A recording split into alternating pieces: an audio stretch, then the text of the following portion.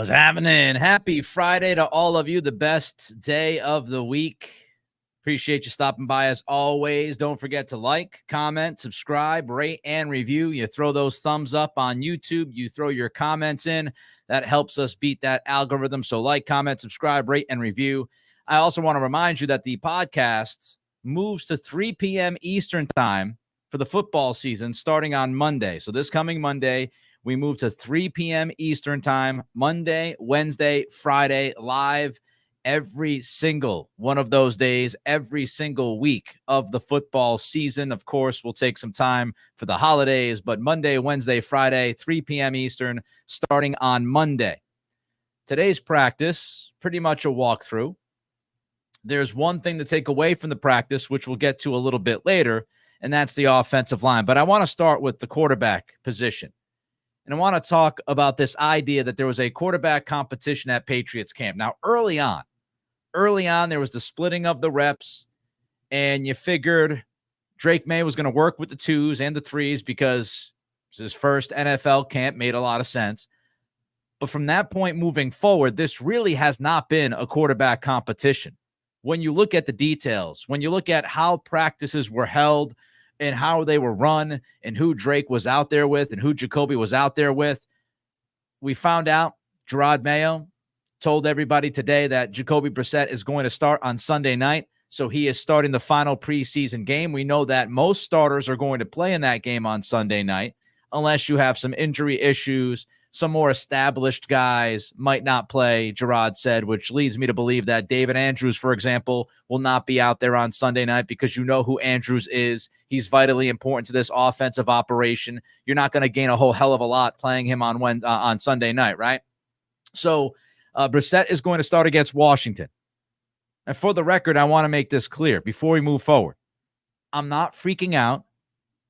I'm not freaking out at all if Drake Maye starts the middle of the season, later in the season.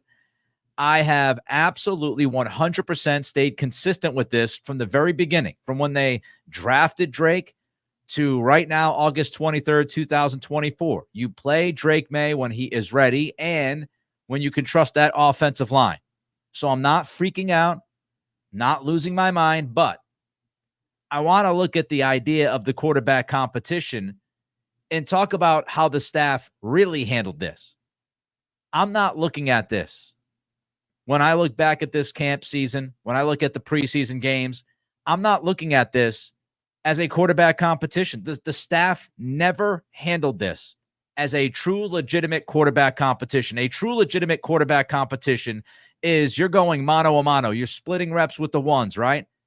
Brissett goes, then the next time Maye goes, they're playing with the same guys. Maye's playing more early in the preseason. He's playing with the ones in the preseason. We haven't seen that. And even after what Drake did against Philadelphia last week, which wasn't spectacular, but it was certainly good enough to earn reps with the ones and to make this an absolute competition at that position, that's not what's happened. This staff, Alex Van Pelt, T.C. McCartney, Gerard Mayo, all of them, they have not put this together as a true legitimate quarterback competition. This has really not been Drake Maye fighting to be quarterback one. It has not been the case. And I take you to Wednesday. I talked about this on the podcast Wednesday. Maye had his first snaps during practices with all of the ones. It's the first time we'd see him with all of the ones. That was Wednesday. But when you look at that, when you look at the snaps, you look at the amount of snaps.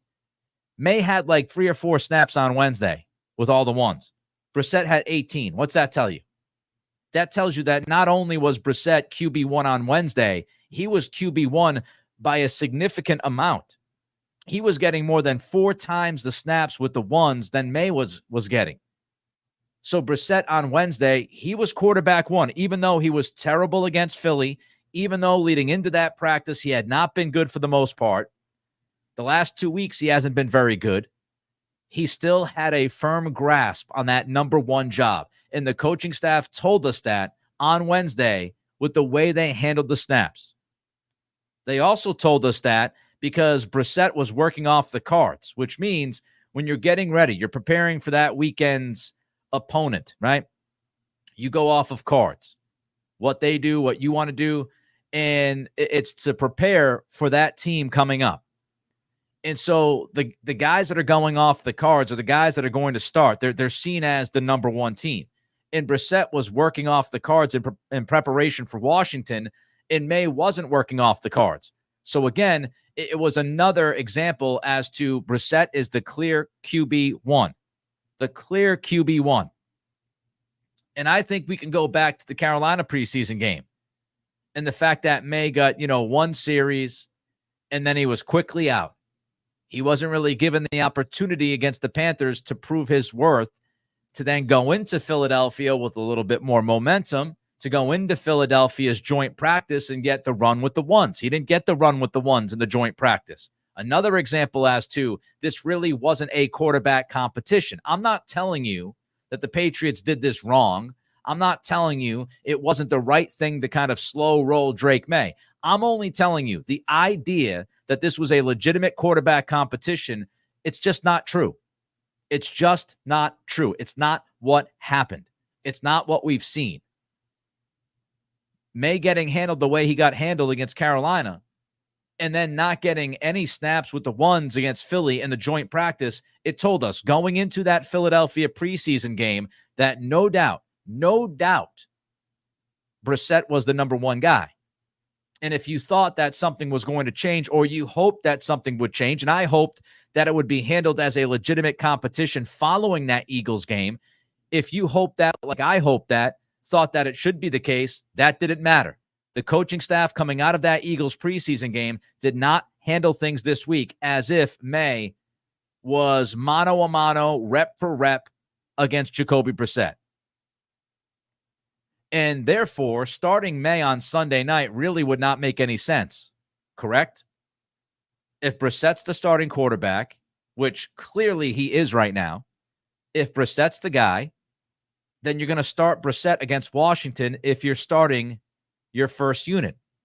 Now, again, I think David Andrews will likely not play on Sunday night. But if you're rolling everybody else out there, the guys that aren't injured, if you're rolling everybody else out there, and this is the final quote-unquote dress rehearsal before the real football starts against Cincinnati on week 1, if that's the case, you're going to start Brissett. Because if you start May on Sunday night, I think some people wanted to see Drake May start on Sunday. If you did that, you're pouring gasoline on the fire. You're starting this all over again, right? If you start May and you show Brissett standing there on the sidelines, okay, why is Brissett not starting? Now, you could say Brissett's not starting because he's already QB1 and you've seen what you've needed to see. But if you do that, then you're revealing to the world that this quarterback competition is over. And if the quarterback competition is over, if you're selling us on a competition, if it's over by Sunday night, then what are we doing, right? So you're going to roll out Brissett. He's going to start, and then you'll see Drake May come in. And Gerard Mayo told us that today. And if you started Drake May, you might be starting another fire. So they're going to stay away from that. Like, comment, subscribe, rate, and review. We're almost 100 subscribers away from the goal of 3,500 before the season kicks off. We have time to get there. So don't forget, as you're taking a second of your time, doesn't cost you any money. You're clicking that thumbs up on YouTube. You might be watching on Facebook, Twitter. You're liking, you're commenting. Make sure you like and comment on the YouTube channel. And while you're there, subscribe. If you enjoy what we do, if you want to go back and forth and battle me on certain things, we can do that. But you want to subscribe. Spotify, Apple Pods, rate, and review. I don't think this coaching staff ever really intended for Drake May to start week 1. I don't think they really entertained it. Now, maybe I'm wrong. Maybe if May went out there and blew the doors off of this football team early on in this camp, they would have been forced to change. But the way, as you look at it now, you look back at how this has been handled, it certainly seems like they had a plan. They have followed the plan, and that was going to slow roll Drake May. They were going to take their time. They were not, even if Drake May showed progression, even if he was playing just a little bit better than Jacoby or even a lot better than Jacoby, they were not going to stray away from that plan. It was just not going to happen. Because frankly, The way May has played the last 2 weeks and the way Brissett has played the last 2 weeks, it should have been a competition, right? At that point. But they're sticking with their plan. They are sticking with the plan. They believe they have the best interests in mind for May and the football team, and they're not straying away from it. I think this has been the plan since day one. And unless Drake May went out there and looked like a future Hall of Famer quickly, this competition, quote unquote, was really going to be Brissett QB1, May QB2. And I don't think they wanted to start Drake May week 1. I don't think they intended to start him week 1. I do not think he's going to start in week 1. They are taking their time. They are taking their time with the rookie. And again, I'm not telling you that's the wrong way to handle it. I'm just dismissing this idea that this was really ever a competition, because it wasn't. It just wasn't. Brissett came in as the veteran. He signed the contract. This coaching staff, I think, this front office planned Brissett to start this season. And then whenever May was ready, maybe it was week 2, maybe it was week 11, then you pull Brissett. And as I've said, once you put Drake May in, I don't think you take him out. So people might ask, why did Gerard Mayo call this a competition then? Why is he out there calling it a competition when it's not really a competition? A couple of things. You don't want to make it easy on Jacoby Brissett. Even if your plan the entire time was for Brissett to be QB1 and this really wasn't a competition, you talk about the competition, you treat it like it's a competition with the media, and I think you try to put the feet to the fire for Brissett. You don't want to make him feel comfortable at all times, right? You also want to give May some hope. And giving May even the 5 snaps with the ones earlier this week, you give him a little bit of hope, and you're telling him, hey, we think you've progressed, you've gotten better, and you go out there, you call it a competition because it's in the spirit of the competition. But if it was a competition, Drake May started behind Brissett, and he's still behind Brissett, and the coaching staff did not really give May an equal opportunity to meet Brissett and then surpass him. And I think that was intentional. I think they've decided to take their time with him. Now, I'd also say this.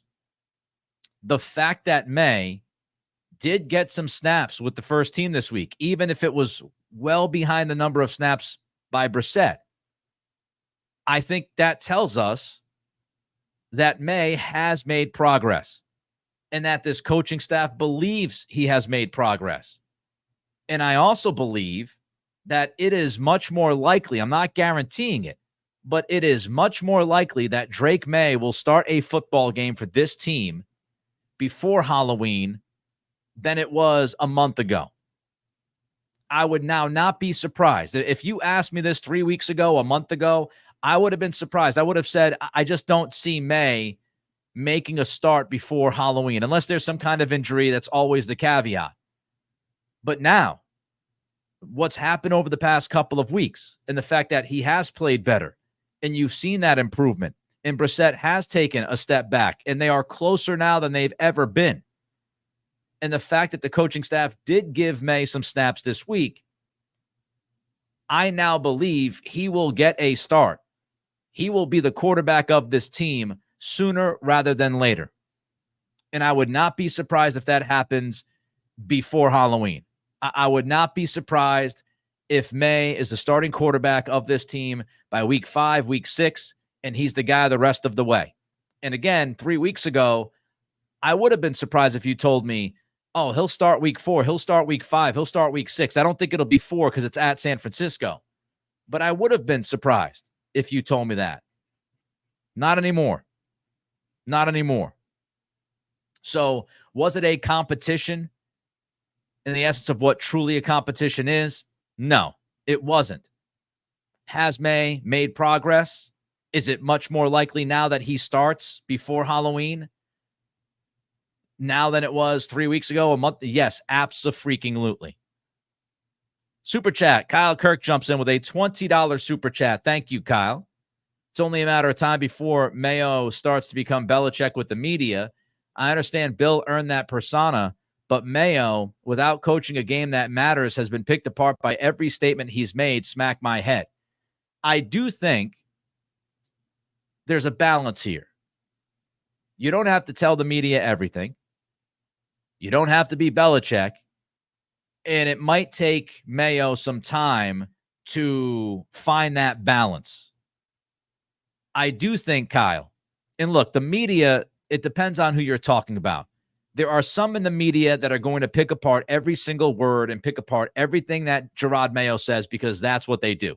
They did it with Belichick. They'll do it with Mayo. They would do it with any coach out there. Some in the media are going to do what they do. And God bless them for it. Many of them have been successful in doing that.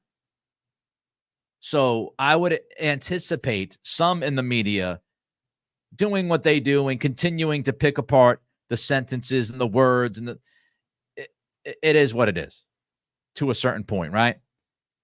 I do think, though, at times, objectively looking at this, I do think at times that Mayo has said a little bit too much. I do think at times he has contradicted himself. You go back, earlier in the week, he's talking about Hunter Henry, and he made it sound like Hunter Henry would be fine. Then he was asked about Hunter by the media after the radio interview he did, and he kind of changed a little bit. He left the door open about Hunter Henry maybe taking a little bit longer. And so you look at that, and it's not necessarily the same message, right? So I do think there have been some instances of that. I also think that some in the media are really struggling adapting to Mayo and how Mayo talks and Mayo's personality. Remember, many in the media, not this guy, but many in the media, they were afraid of Gerard Mayo because he was a Bill Belichick guy. He's going to be just like Belichick, right? Matt Patricia hasn't worked. Josh McDaniels hasn't worked. It's going to be the same guy. And I think it's clear that Gerard Mayo's not the same guy. He's not even close to who Bill Belichick was as far as many different aspects of being a coach. And I think the media has struggled to adapt to Gerard Mayo's personality, his sarcasm, his sense of humor. I think sometimes he says things and the media takes it as literal, and he's not being literal. I just, there was the conversation about how he handled the question about him having say over the roster. And he kind of said something along the lines of like, I would like to think so as the coach. Some ran with that and said, ooh, he doesn't have the power. He's not the guy. Or he was just sarcastically saying, yeah, you would like to think so since I'm the coach. The same thing about burn some cash, right? So many people lost their minds about burning some cash. Number one, the Patriots did burn a lot of cash this offseason. We've been through that a million times. I don't want to go back and litigate it again. They have factually spent money, even though it hurts the feelings of some people that, they didn't spend the money where those people wanted them to spend the money. They spent money. They bought the groceries. Even if you don't like the groceries they bought groceries. Top 10 in spending in the NFL in the offseason, et cetera, et cetera. So sorry that hurts some people's narratives and agendas. But it was the same thing with the burn the cash stuff, right, Kyle? Like the same. I did not take what Mayo said. If you listen to how he said it, I wasn't going crazy and go, oh, he said too much. I think he said some of that in jest. So I think there is a struggle from some in the media to pick up what Mayo's putting down at times. But I also think that Mayo a few times has said a little too much and has ended up contradicting himself. And I think at a certain point, will he get to Belichick levels? I don't think so, because he's just so different with his personality. And again, thank you, Kyle, for the super chat. Means the world to me, especially on anniversary day when my wife and I are going out shortly to go have some beers and have some food. So that $20 will certainly help. So I appreciate you. I don't think he'll get to Belichick levels, but he might he might slow it down a little bit. And I honestly don't think it would be the worst thing in the world if he slowed it down a little bit. If he took a step back and said, all right, let's take a breath. I don't need to go in depth on everything, right? So thank you for the super chat. Like, comment, those two things on YouTube mean the world. Don't forget to like and comment. If you're hanging out, subscribe as well. Rate and review. Spotify, Apple Pods. I see all of you saying happy anniversary. Thank you. I appreciate you. Yeah. Me and Kelly have been together for 20 years. 20 years. Married for 11 of those. But 2 decades. I don't know how she takes my crap. I almost swore. But YouTube doesn't like that. I don't know how she takes me, but she does. So thanks to her. By the way, I also want to mention before I get into the offensive line, because I think that's, I really think that the offensive line is the biggest thing right now as we get into Sunday night. What's happened over the last couple of days, there's been some changes there due to Vidarian Lowe's injury. I want to get to that. But before I do, I also want to promote my Patreon, trying to survive, trying to make a little bit of money. I've gotten some new members at the Patreon page the last few days. I appreciate the new members that have jumped on. You get the ad-free podcast. You get exclusive content every week. This week, as a matter of fact, I shared my thoughts on the changes at WEEI, Off the Cuff podcast that was released yesterday. So the members got my thoughts about radio in Boston and the changes at EEI. $5 per month. It's just $5 a month, $1.25 a week for the Patreon. Patreon.com/Nick Cattles, CATTLES. Every little bit helps. So thank you to the Patreon members. I see Marilyn saying love is putting up with the crap we don't like about our spouses. Indeed. Indeed. I just want to throw this up there, even though it's not a super chat. Media is not concerned with the truth, not at all. They're a business and concerned with making money, exaggerate, mislead just for clicks and eyeballs. Val, I will say this. One of the things that I take personally as part of the media is getting lumped in and thrown into buckets, right? I don't think we should generalize the media and just say, oh, the media likes to do this, the media likes to do that. I think different media members have different approaches. And what works for them, what has made them successful, they stand by it. I've done radio for the last 15 years now, and I've done the podcasting last year. And I would tell you, I approach things differently, and I hope you would agree with that. But I think it's dangerous to just lump all of media together, because what happens is I end up saying something that somebody disagrees with, and that's fine. We can disagree, but people will go to the lengths of, oh, well, he's just saying that because he's the media and he wants clicks and he wants controversy. No, we just happen to disagree on a point. I do not go for the, low-hanging fruit, so to speak.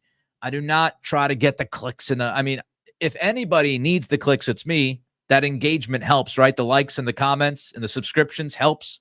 It's how I'm going to survive with this podcast. But I try to steer away from that kind of stuff as much as I can. And I've done that throughout my career. And by the way, I humbly say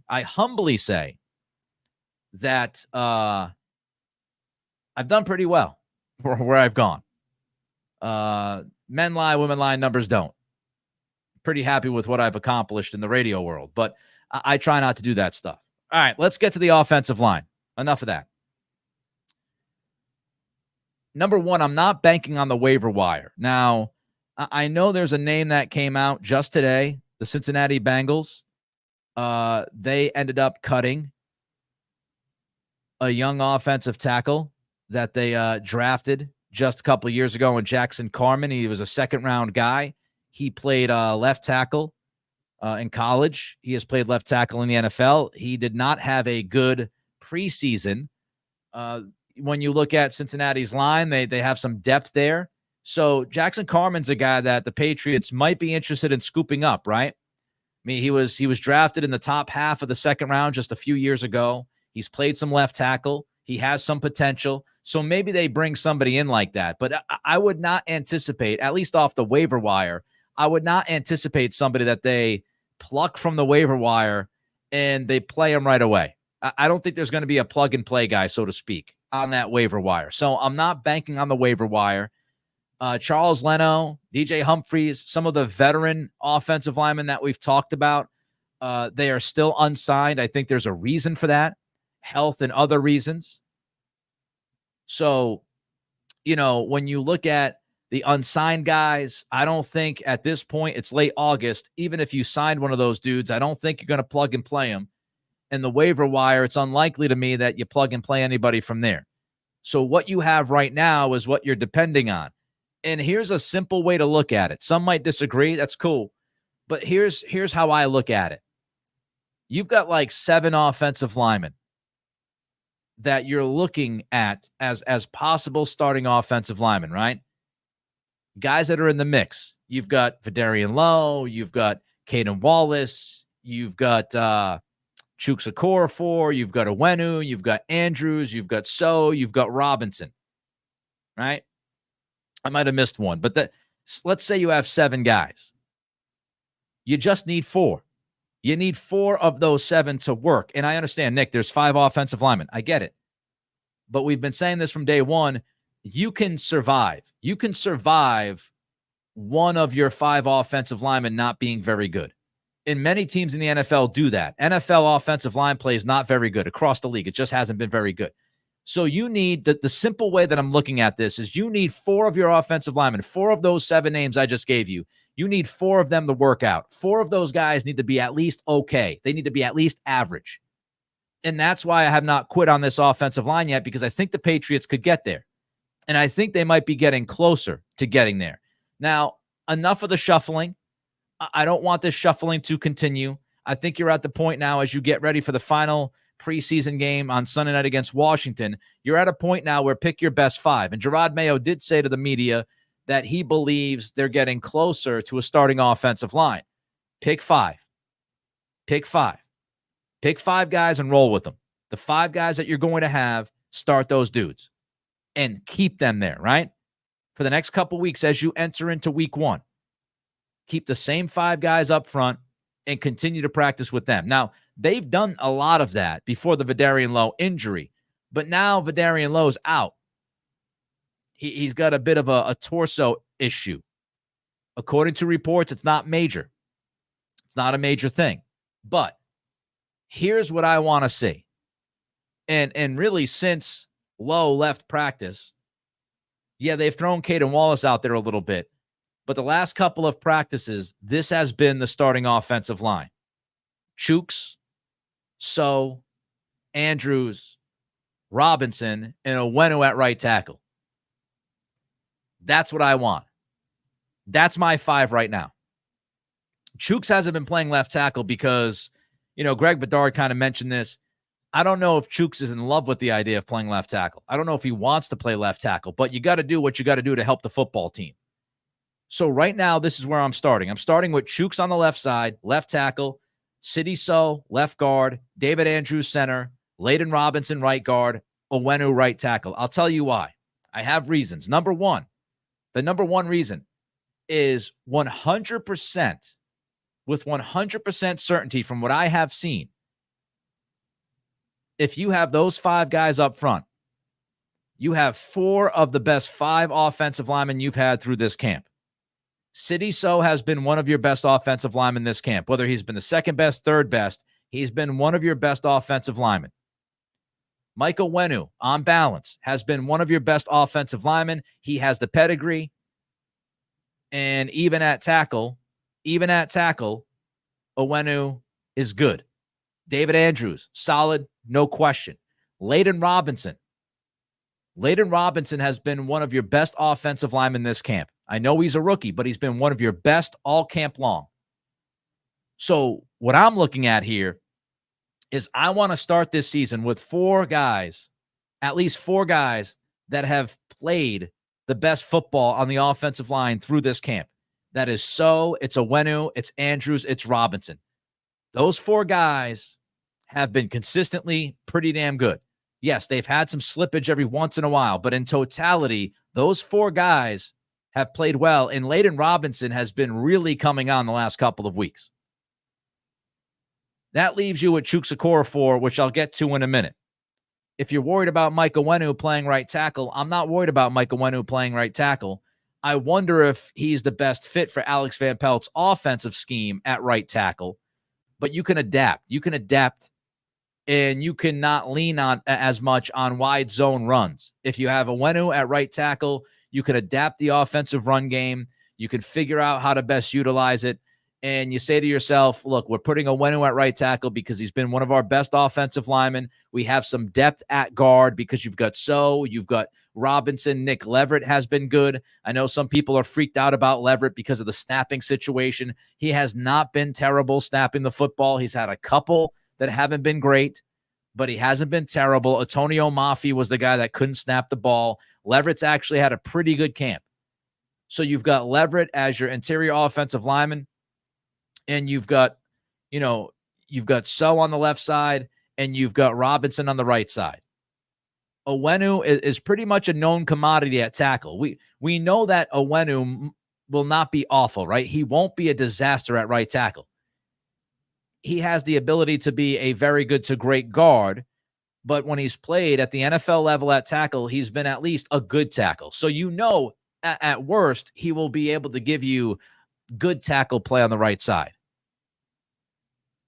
So I would go with Chuks, So, Andrews, Robinson, Onwenu. With that said, if Chuks doesn't work out, if Chuks is miserable, he doesn't want to play left tackle, or he's not performing well enough to continue to play left tackle, if that's the case, then you're still developing and you're working Caden Wallace, because Caden Wallace has shown some flashes, a little bit up and down, more up than down recently.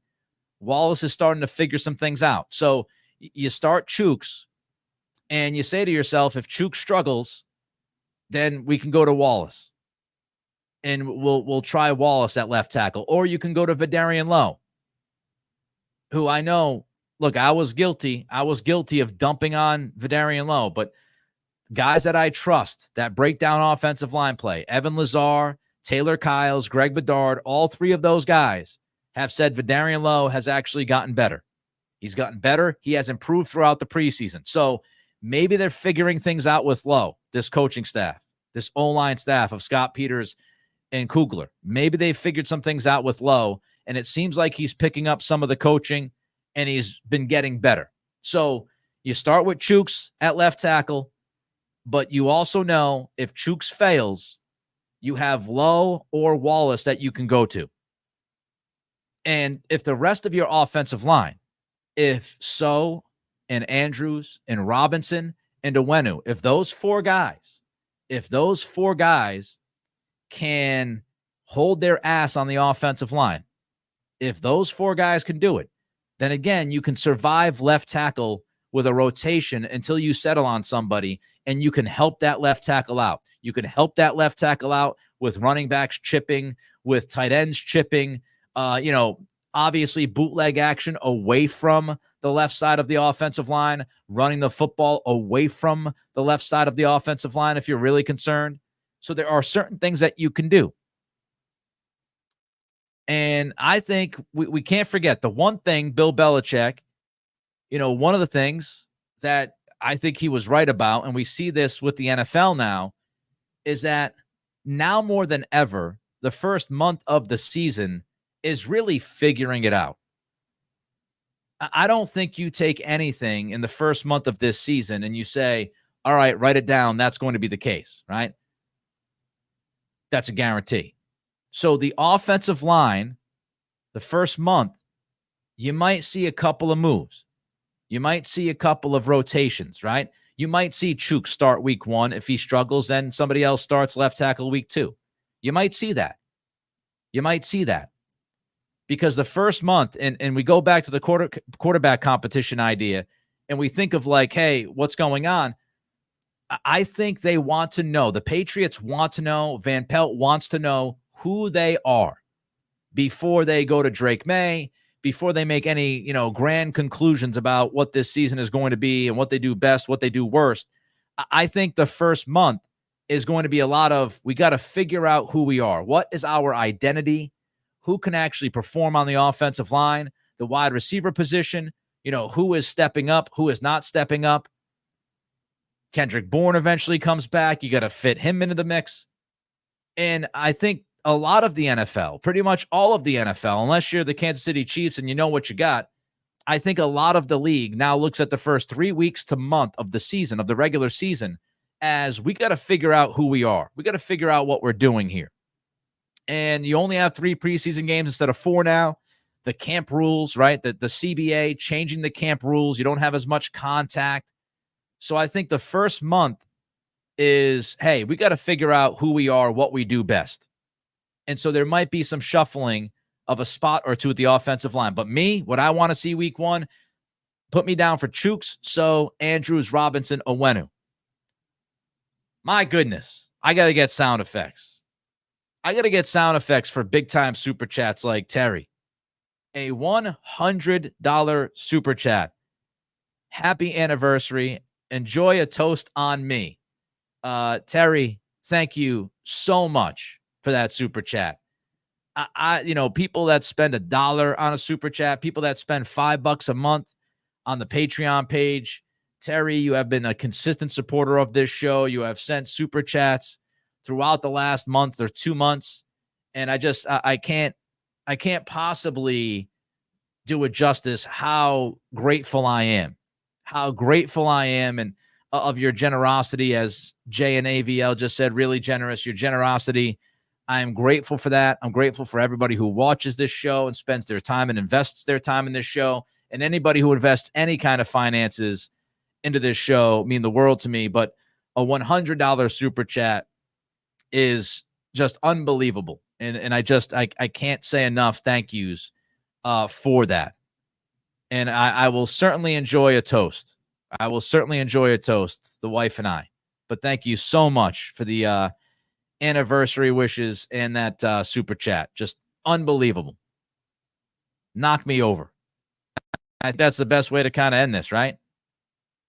End this podcast on this Friday with Terry, the $100 bomb drop. Thank you, Terry. Thank you to everybody. Don't forget, like, comment, and subscribe, rate, and review. We're getting closer to the football season. 3 p.m. starting on Monday. All football season. 3 p.m. Monday, Wednesday, Friday, live on YouTube. This is when we kick it into gear. We start talking about games. We get into the actual season. Should be a lot of fun. Everybody enjoy your weekend. Supposed to be great weather-wise. I appreciate every single solitary one of you. Click that thumbs up, throw in a comment, and subscribe. Help us out. This has been The Nick Cattle Show.